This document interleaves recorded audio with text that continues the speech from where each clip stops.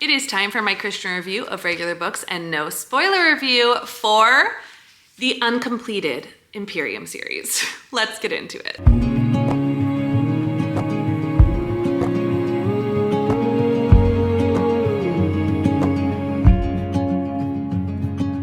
Now listen, I realize that this is not completed, and my rule for these Christian reviews is to give you completed series only. However, if any of you are Rebecca Yarros fans or have listened to her, you will know that she has a massive break coming between the third book, which just came out, and the fifth book, or the fourth book even. So I didn't want to wait and not give you guys my Christian review of regular books of the series so far. So you're gonna get a Christian review of these books right now, and then when the other two come out, we can complete the review.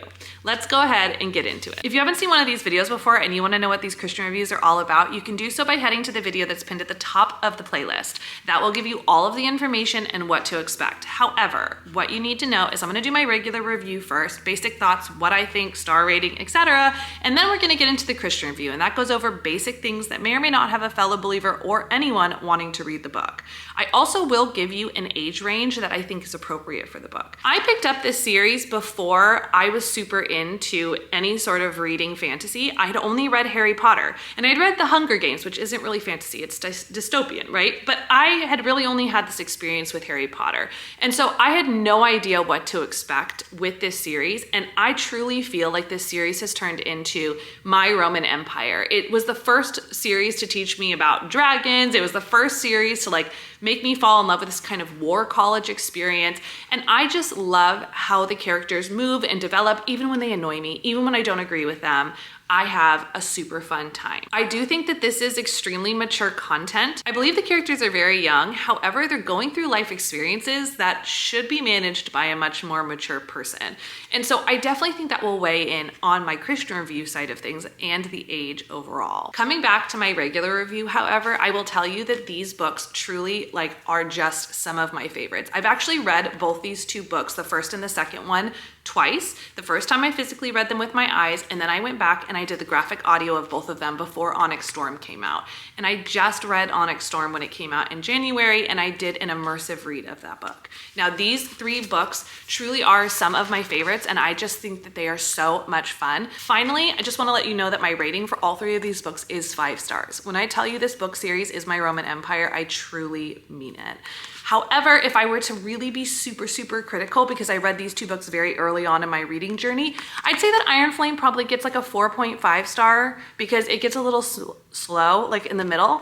But I rated them 5 stars originally, and I cried more in Onyx Storm than I've ever cried in my whole life, so it 100% got a 5 star as well. All of that being said, just because I absolutely am obsessed with this series does not mean that this series is appropriate for all fellow believers. Sometimes we have good experiences, but that doesn't mean we should also recommend those experiences to other people. So let's go ahead and get into my Christian review. The first category I always love to touch on, because it's very popular in a lot of these books, is smut or spice. And yes, there are spicy scenes in every single one of these books. I have learned that each book has about 2 spicy scenes. However, it's not just the scenes themselves that are descriptive, but it's also the characters' thought process and how they're feeling about somebody and the description that goes along with that. So if that's something that for you is too much, then this book might be too much for you. I was able to skip past those scenes. That's how I tended to handle it, and nothing was too extreme that I couldn't skip past. So that was a win for me. The second category is explicit language, and there is a fair bit of explicit language in here to the point that I think it's unnecessary. There's just a desire to use 4-letter words, and that's a very Rebecca Yarros writing style. So again, if explicit language is not for you, you don't want to read it, you don't want to read characters that have it, this is not the book for you. Also, violence and gore, because this is talking about a war college, we're talking about people, in the middle of fighting scenes, and there is a fair bit of violence, but I wouldn't say that there's a fair bit of gore. There's a few scenes that are described, but all of it is very well managed and is just to help the story along. Truthfully, I think that one category is very manageable. The final category is the magic system. That often comes in the form of if the main character's magic is dark, or if how they're pulling that power seems inherently dark, or kind of shows via when you compare it with scripture that it's dark. However, this magic system does not have that at all. You very much have bad magic, which is for darkness and for evil, and then good magic, which is for goodness.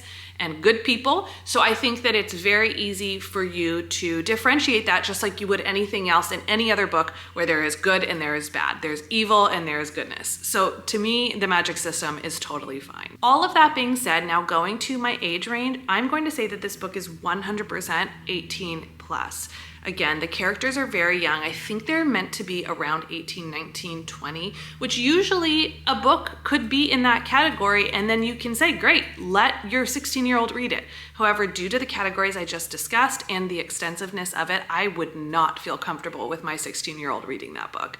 So you do with that what you will. As always, make sure you hit that like, subscribe, and bell so you can stay up to date with all my Christian reviews of regular books. I am doing a lot of them, and I don't want you to miss any of them, so make sure to do all of those things. You can find me on my own YouTube channel if you want to see what I'm reading more day to day. I'm also on Goodreads, where I update that like it's my job, and I update it every single day with what I'm reading and rating. And I'm on Instagram and on TikTok. You can find all of the links to stay in contact with me down below, so go ahead and check that out.